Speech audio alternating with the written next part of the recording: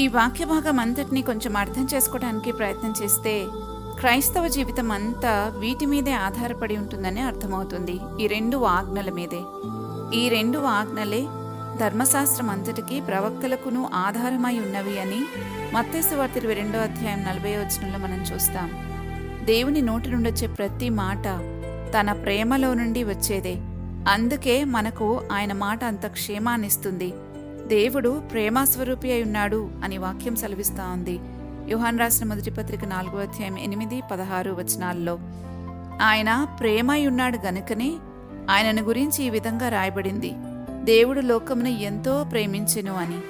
మనుషులు చేసిన తప్పు పాపమంతటినీ తన మీద వేసుకుని మనల్ని ఆ శిక్ష నుంచి తప్పించగలిగింది ఆయన ప్రేమే. నీతిమంతుడి కోసం ఎవరైనా ఒకడు చనిపోవట అరుదు, కానీ యేసయ్య మనము పాపంలో ఉన్నప్పుడే మన కోసం తన ప్రాణమిచ్చారు.